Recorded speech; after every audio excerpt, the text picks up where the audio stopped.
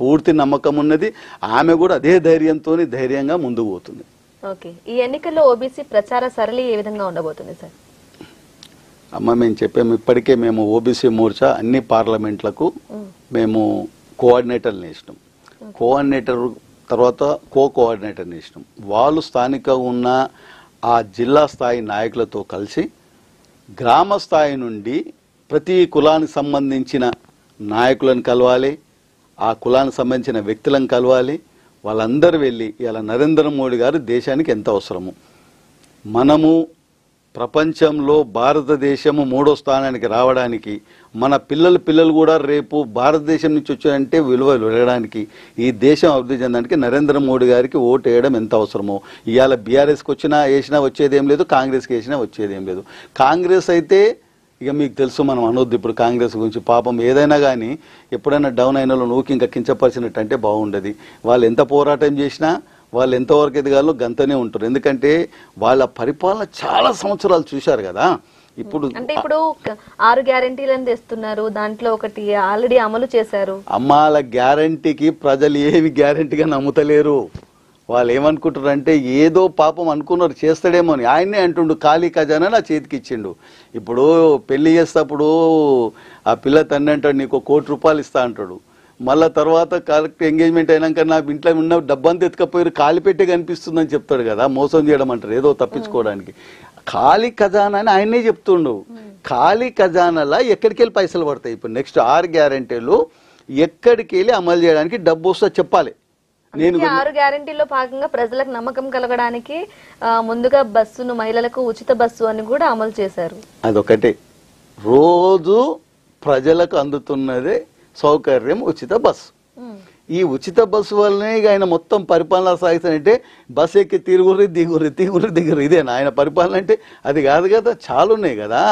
ఇవాళ అభివృద్ధి చేయడానికి చాలా ఉన్నాయి. ఇవాళ రేపు రైతు బంధు అయితే ఇప్పుడు మొత్తము బంద్ అయింది.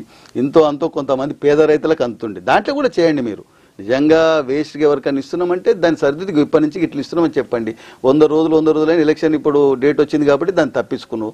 దాని తర్వాత ఎన్నికలు లేవనుకుంటావు. కానీ చాలా ఉంటాయి కదా. దాని తర్వాత ఇప్పుడు పంచాయతీ ఎలక్షన్లు వస్తాయి, ఎంపీసీ జెడ్పీటీస్ వస్తాయి. దాంట్లో నీ బండారం బయట పడుతుంది. పడ్డప్పుడు నీకు వచ్చే ఎన్నికలలో ఫైనల్ మ్యాచ్లో నువ్వు ఖతమైపోతావు. కాబట్టి ఈ ఉచితాలతోని ఆయన బయట పడతాను అనుకునేది ఉచితమైన మాట ఉట్టిదే. అది ఏం కాదు, ప్రజలు నమ్మే స్టేజ్లో లేరు. కాకపోతే ఏంటంటే ఇక బీఆర్ఎస్ అయిపోయింది. ఇప్పుడు పోటీ నడుస్తుంది బీజేపీ కాంగ్రెస్కు. కాంగ్రెస్ అది ఏదో నామమాత్రంగా ఉంది. నరేంద్ర మోడీ గారిని గెలిపియాలని ఇలా గ్రామ స్థాయి నుంచి అందరు నిర్ణయించుకున్నారమ్మా. కానీ కొద్దిగా మేము కూడా ప్రచారం చేసుకుంటూ పోవాలి. అంతేగాని గెలుస్తున్నాను అందరం ఇంటికాడ కూర్చుంటే కుదరదు కదా. మాకు నరేంద్ర మోడీ గారు తెలంగాణలో కూడా అత్యధిక సీట్లు గెలుస్తున్నారు. కాంగ్రెస్ అధికారంలో మేము ఉన్నాం కాబట్టి ఎంపీ సీట్లు కూడా మేమే ఎక్కువగా గెలుచుకుంటాం అనే ధోరణి కూడా కాంగ్రెస్ లో కనిపిస్తుంది కదా. వాళ్ళ నమ్మకం అది. మొన్న గెలిచిండు మనం అనుకోలే, వాళ్ళకే నమ్మకం లేకుండే మేము వస్తామా అని. ప్రభుత్వంలో మేము వస్తామని నమ్మకం వాళ్ళు లేకుండే సడన్గా వచ్చేసిండ్రు. వాళ్ళకు ఆశ్చర్యకరమైన విషయము. ఇప్పుడేమనుకుంటుండ్రు, అరే మా ప్రభుత్వం ఉన్నది. ఓకే, ప్రభుత్వం ఉన్నందుకు కొన్ని సౌకర్యాలు మీకు కలుగుతాయేమో, కానీ ఆడ మాకు కొండంత బలం నరేంద్ర మోడీ ప్రపంచ నాయకుడు ఆయన ఉన్నాడు. మాకు కొండంత అండ ఆయన అండతోనే కాదు, ఆయన సంక్షేమ పథకాలు ఉన్నాయి, ఆయన నీతివంతమైన పాలన ఉన్నది. ఇవాళ ప్రతి వ్యక్తి కూడా నరేంద్ర మోడీ లాంటి వ్యక్తే ఈ దేశానికి ప్రధానమంత్రి కావాలని కోరుకుంటారు. ఎందుకంటే మీరు ఆలోచించండి అమ్మా, ఈ 500 సంవత్సరాల కింద రామ జన్మభూమి అనేది ఒక మంటలాగా లేచి దేశంలో ఎంతో మంది ప్రాణత్యాగం చేసిండ్రు. అలాంటి సమస్యని చిన్న చీమకు కూడా ఇబ్బంది కలగకుండా విజయవంతంగా రామ మందిరం కట్టించి బాలరాముని ప్రాణ ప్రతిష్ఠ చేస్తే దేశమే ఉత్సవాలు చేసుకుంది. బీజేపీలు కాదు, దేశమే ఉత్సవాలు చేసుకుంది. ఎందుకు చేసుకుంది?